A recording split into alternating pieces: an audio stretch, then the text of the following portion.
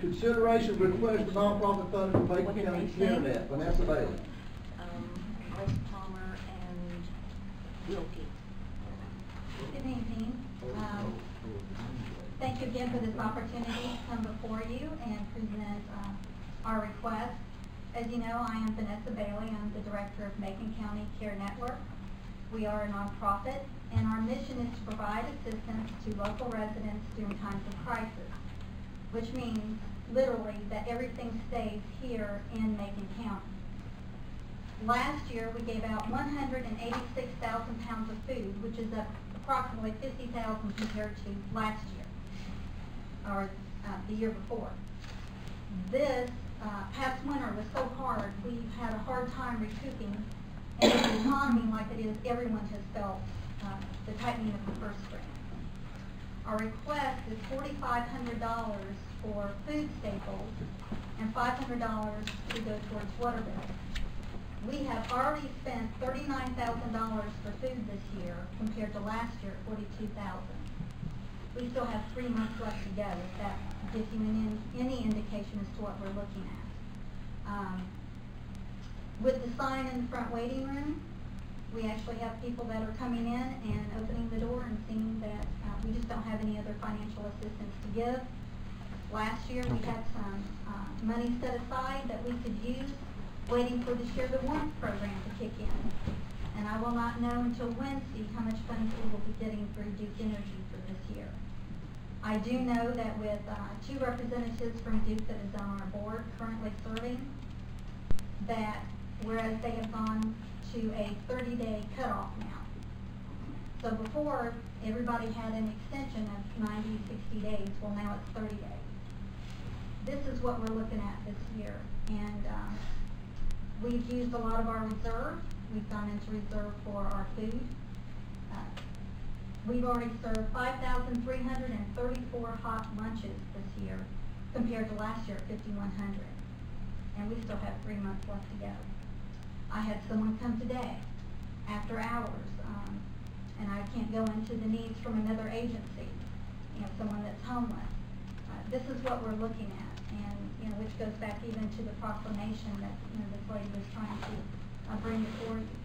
So again, our request is for $4,500 to go towards food and $500 to be applied towards water bills. Is Macon County putting money in this? What they actually helped with is we got a beef through the county, through the Farm Bureau, and also through the Farm Bureau we also got a walk-in cooler that's been donated. And so a lot of the produce that came in this year went into that. The beef and a walk-in cooler, I think.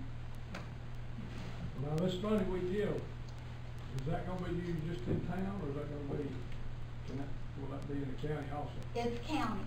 It's for the county. It would include Highlands. It would include anybody that lives in the county.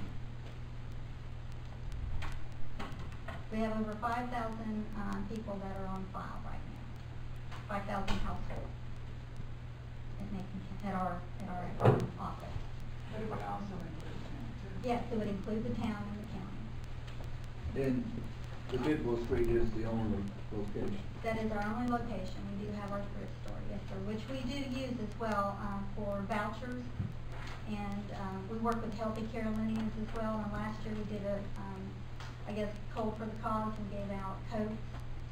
Not to mention that with the economy like it is, people can't afford, they might get food stamps, but that does not cover, health care products and personal needs. And Alderman Evans, if I can guess, your concern, I think, probably has to do with the public purpose doctrine. I don't think you have to prove to any kind of a fault that every single dollar you give is used nowhere outside of your limits. But if they weren't located within the city, I'd be a little more worried about it. But they are here and are going to serve a lot of residents. And we understand, I know, if we could have asked for more, we would. We understand that the funds are limited. We would appreciate anything that you could give to us at this point in time. And again, it does stay in the county, in the city, however you want to term it. Questions? Vanessa, comments from the board? It's in your all's hands. It's in our hands. I make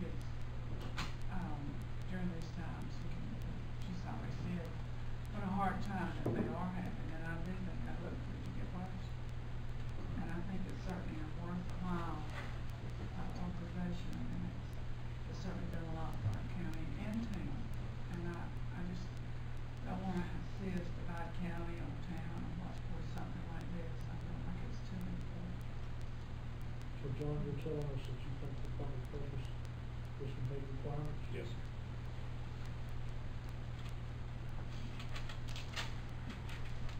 Comments or motions? Questions? I'd like to make a motion to approve the Macon County CareNet request. Got a motion, second. Any further discussion? All in favor, raise your hand. Passes. While I'm here, should I also discuss the one-way? Might as well. Might The as one-way well. request, as you know that, I guess for the happy trick-or-treaters that go up and down Bidwell Street, it is an extremely busy street. And we have been in the facility now for quite a few years.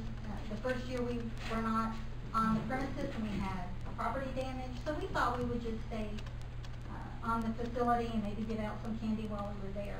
Our numbers have drastically gone up. We had 934 that actually came to our doorstep last year. They park in the parking lot. They park everywhere they can. And they actually make Bidwell a one-way street on that day as it is. So our request was that maybe for 3 hours during that time, could we just make it one-way during that time? If we have volunteers in orange vests or something down at the bottom to try to just make the traffic one-way for those 3 hours. Now, Halloween is on Sunday, but I believe that it's being recognized through the state on Saturday before, so we would ask to do that the Saturday before, which would be the 30th. You said it's one way during the daytime anyway. What do you mean? Well, just for that one event. You know, the top part of Bidwell is already one way as it is. But for this event, the people coming up, the traffic is so bad, they make it one way. And then you have a few that tries to go back the other way, and it's really, the traffic is bad. We've had children run out in the street. I literally ran off the front porch trying to stop somebody from being hit. We did find that a strobe light almost helped. They thought a police car was up in the parking lot, so it ended up just slowing down. So is the real problem from Lyle Street heading south? Is that the only way that you get? It's from the bottom, right, coming up, and then because up to that stop sign, that first stop sign, there's a few that try to come back down, and you already have 2 lines of traffic coming up.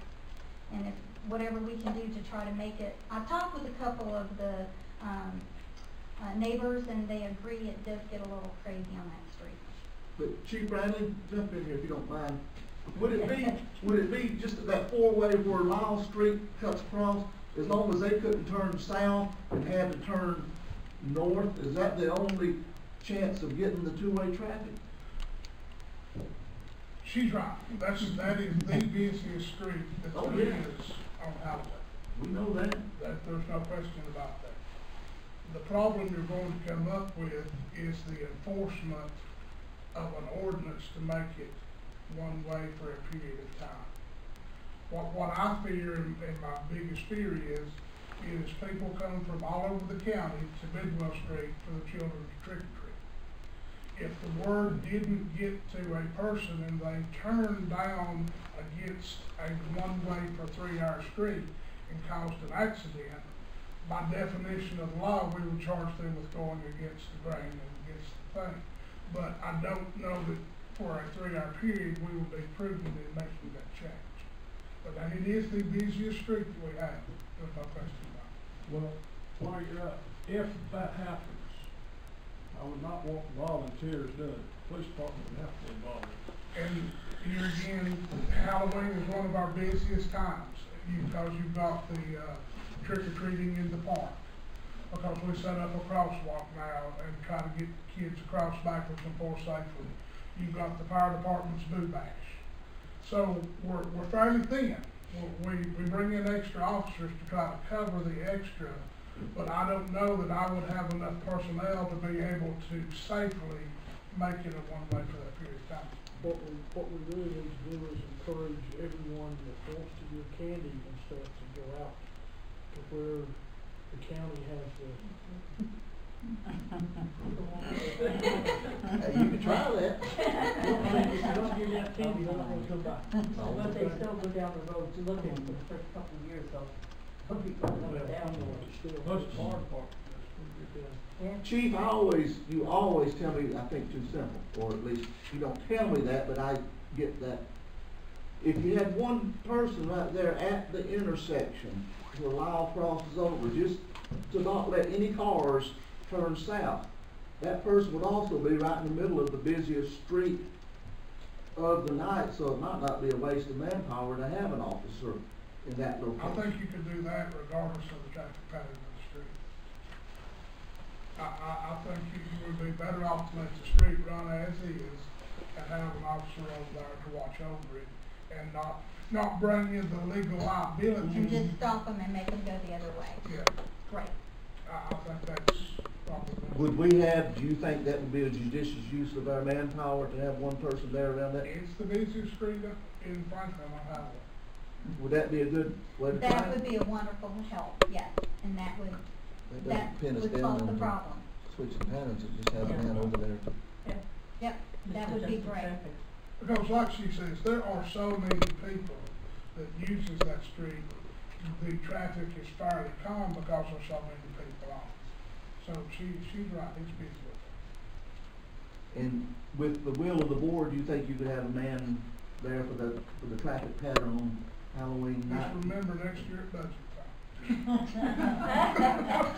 Whatever we're asking for overtime, budget, just remember. That's about all we need to do, isn't it? Yes. All right, you're at least 1.5 for 2 anyway, Vanessa. Quit while you're ahead. Thank you. Thank you.